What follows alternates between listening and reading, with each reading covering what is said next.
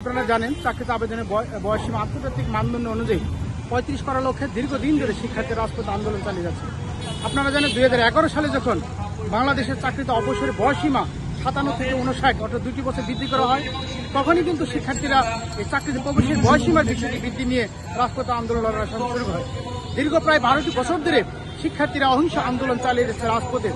এবং আপনারা জানেন চাকরিতে প্রবেশের বয়সীমা বৃদ্ধিটি একটি ধারাবাহিক প্রক্রিয়া। আপনারা জানেন যে ব্রিটিশ আমলে চাকরিতে প্রবেশের বয়সীমা ছিল 23 বছর, পাকিস্তান আমলে সেটা হয় 25 বছর, ১৯৭১ সালে যুদ্ধের পরে সেটা হয় 27 বছর এবং স্বৈরাচার সরকার ১৯৯১ সালে চাকরিতে প্রবেশের বয়সীমা 27 থেকে 30 বছর করা হয়। যখন ১৯৯১ সালে চাকরিতে প্রবেশের বয়সীমাটি 27 থেকে 30 করা হয়, তখন মানুষের গড়ায় ছিল 54 বছর। এখন বাংলাদেশের মানুষের গড়ায় 74+। আপনারা জানেন এই 34 বছর পরে এসেও চাকরিতে প্রবেশের বয়সীমাটি কিন্তু বৃদ্ধি পায়নি।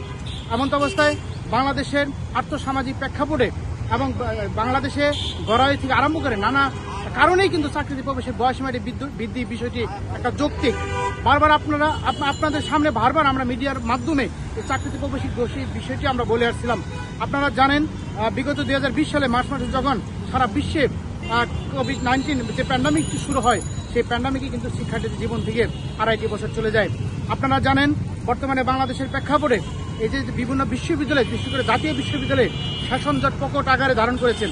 আপনারা জানেন পত্রিকা খুলে দেখবেন বিশ্ববিদ্যালয় ওয়াইজ যে শাসন বিভাগ ওয়াইজ কিন্তু শাসন জট বিদ্যমান রয়েছে। শুধু আমরা ঢাকা বিশ্ববিদ্যালয় মেডিকেলকে মানদণ্ড হিসেবে নিব না, ওভারঅল বিশ্ববিদ্যালয়টিকে আমরা আমলে নিতে হবে। এই জন্য যে সব বিশ্ববিদ্যালয়ে কিন্তু সঠিক সময়ে অনার্সের সার্টিফিকেট অর্জন করতে সক্ষম হয় না। এই যে সমস্যাগুলো রয়েছে, এর কারণে একজন শিক্ষার্থীদের সার্টিফিকেট অর্জন করতে প্রায় ২৬ থেকে ২৭ বছর লেগে যায়।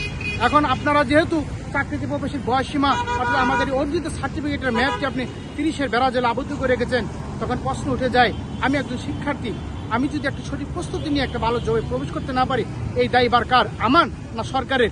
রাষ্ট্রকে এটার জবাবদিহি করতে হবে। রাষ্ট্রকে উচিত মেধাবীকে মূল্যায়ন করা। আমরা সবসময় সরকারকে বলে আসছি, রাষ্ট্রকে বলে আসছি চাকরিতে প্রবেশের বয়সীমা একটি ন্যায্য।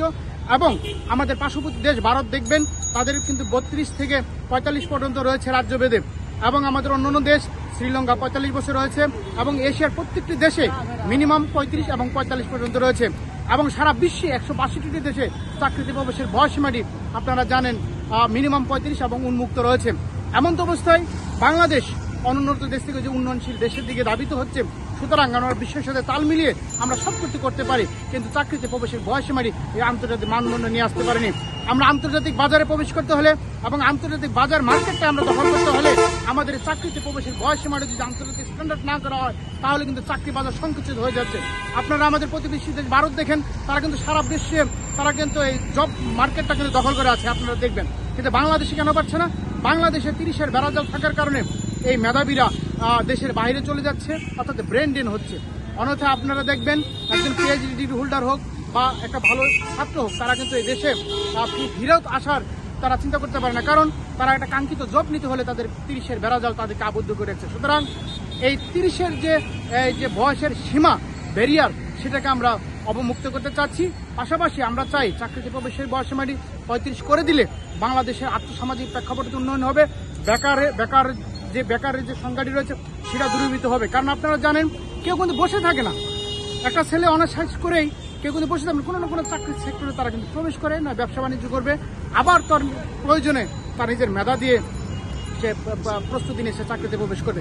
সুতরাং এটা ৩০-এর বেড়াজাল থাকার কারণে আমরা কিন্তু আমাদের এই মেধাটা কিন্তু আবদ্ধ করে রেখেছি এই সার্টিফিকেটের বেড়াজাল। সুতরাং সরকারের কাছে আমার বিনীত অনুরোধ থাকবে, চাকরিতে প্রবেশের বয়সীমাটি অনধিক বিলম্বে ৩৫ করে দিয়ে, পাশাপাশি অবসরের বয়সীমাটি সামঞ্জস্য করে ৬০ করে দিয়ে একটা সুন্দর বাংলাদেশ বিনির্মাণে এই তরুণ সমাজকে সুযোগ করে দিতে হবে।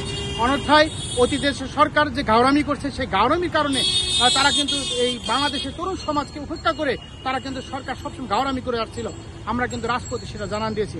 আবারও হুঁশিয়ার করে দিতে চাই, তরুণ সমাজকে উপেক্ষা করে কোনো সংস্কার নয়, তরুণ সমাজকে উপেক্ষা করে দেশের কোনো উন্নয়ন নয়। দেশের সকল উন্নয়নে, সকল সংস্কারে এই তরুণ সমাজের মেধাটাকে ইউটিলাইজেশন করতে হলে অবশ্যই আপনাকে চাকরির প্রবেশের বয়সীমা ৩৫ করে দিতে হবে।